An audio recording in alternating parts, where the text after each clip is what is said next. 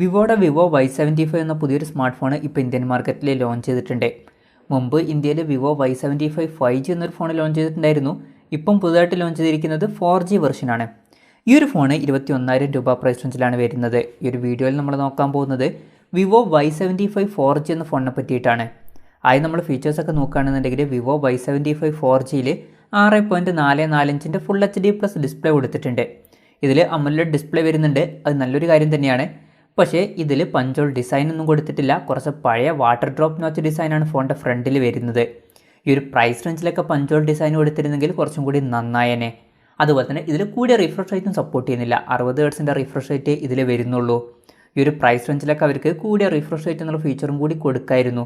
എന്തായാലും display features നമ്മൾ മൊത്തത്തിൽ നോക്കുകയാണെന്നുണ്ടെങ്കിൽ ഈ ഒരു പ്രൈസ് റേഞ്ചിൽ ഇത് ബെസ്റ്റാണ് എന്ന് പറയാൻ പറ്റില്ല. ഇപ്പം ഈ ഒരു പ്രൈസ് റേഞ്ചിൽ AMOLED ഡിസ്പ്ലേ എന്നുള്ള ഫീച്ചറിൻ്റെ കൂടെ തന്നെ നമുക്ക് കൂടിയ റിഫ്രഷ് റേറ്റ് എന്നുള്ള ഫീച്ചറും അതുപോലെ തന്നെ പഞ്ചോൾ ഡിസൈൻ എന്നുള്ള ഫീച്ചറും ഒരുമിച്ച് കിട്ടുന്നുണ്ട് ഈ ഒരു പ്രൈസ് റേഞ്ചിൽ. പിന്നെ ഈ ഫോണിൽ in display finger print sensor കൊടുത്തിട്ടുണ്ട്. ഫോണിൻ്റെ വെയിറ്റ് വരുന്നത് ഏകദേശം 172 ഗ്രാമാണ്. അപ്പോൾ അത്യാവശ്യം വെയിറ്റ് കുറഞ്ഞൊരു ഫോണാണ് ഈ ഒരു ഫോൺ. അതുപോലെ തന്നെ തിക്നെസ് വരുന്നത് 7.36 mm ആണ്. അപ്പോൾ തിക്നെസ്സും അത്യാവശ്യം കുറവാണ്.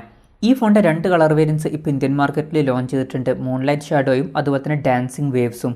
ഇനി പ്രോസസ്സറിൻ്റെ കാര്യം പറയുകയാണെങ്കിൽ ഈ ഒരു ഫോണിൽ മീഡിയാടെക്കിൻ്റെ ഹീലിയോ G96 എന്നുള്ള പ്രോസസ്സർ കൊടുത്തിട്ടുണ്ട്. 21,000 രൂപ പ്രൈസ് റേഞ്ചിൽ ഇത് ബെസ്റ്റ് ആണോ എന്ന് വെച്ചാൽ ഒരിക്കലും ഇത് ബെസ്റ്റ് ആണ് എന്നൊന്നും പറയാൻ പറ്റില്ല. ഇപ്പം ഇതിനേക്കാൾ ബെറ്റർ ആയിട്ടുള്ള പ്രോസസ്സറുമായിട്ട് വരുന്ന ഫോണുകളൊക്കെ വരുന്നുണ്ട്. പക്ഷേ ശ്രദ്ധിക്കേണ്ട ഒരു കാര്യം, ഇതൊരു ഓഫ്ലൈൻ ഫോണാണ്. ഓഫ്ലൈൻ മാർക്കറ്റ് മാത്രം നമ്മൾ വെച്ച് നോക്കുകയാണെന്നുണ്ടെങ്കിൽ ഈ ഒരു 21,000 രൂപ പ്രൈസ് റേഞ്ചിൽ ഇത് തരക്കേടില്ലാത്തൊരു പ്രോസസ്സറാണ് എന്നൊക്കെ പറയാവുന്നതാണ്.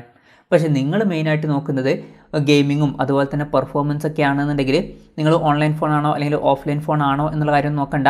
നിങ്ങൾക്ക് ബെസ്റ്റ് ആയിട്ടുള്ള പെർഫോമൻസ് ആണ് കിട്ടേണ്ടത്. അപ്പം ഇതിനേക്കാൾ ബെറ്റർ ആയിട്ടുള്ള പ്രോസസ്സറുമായിട്ട് വരുന്ന ഫോണുകൾ സെലക്ട് ചെയ്യുന്നതായിരിക്കും കുറച്ചും കൂടി നല്ലത്.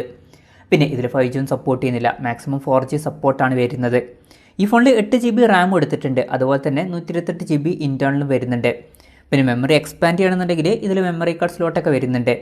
പിന്നെ എക്സ്റ്റെൻഡഡ് റാം എന്നുള്ള ഫീച്ചർ ഈ ഫോണിൽ കൊടുത്തിട്ടുണ്ട്. അതായത് എക്സ്ട്രാ റാം വേണ്ട സമയത്ത് ഇൻറ്റേർണൽ മെമ്മറിയിൽ നിന്ന് കുറച്ച് മെമ്മറി എടുത്തിട്ട് അത് റാമായിട്ട് യൂസ് ചെയ്യും. അങ്ങനെ 4 GB റാം വരെ എക്സ്ട്രാ നമുക്ക് ലഭിക്കുന്നതായിരിക്കും. പിന്നെ ഈ ഫോണിൽ 3.5 mm ഓഡിയോ ജാക്ക് കൊടുത്തിട്ടുണ്ട്. ആൻഡ്രോയിഡ് 12 ബേസ് ആയിട്ടുള്ള ഫൺ ടച്ച് OS സോഫ്റ്റ്വെയർ ഈ ഫോണിൽ വരുന്നുണ്ട്. ഇനി ക്യാമറയുടെ കാര്യം പറയുകയാണെങ്കിൽ ഫോണിൻ്റെ പിന്നിൽ ട്രിപ്പിൾ ക്യാമറ സെറ്റപ്പ് കൊടുത്തിട്ടുണ്ട്.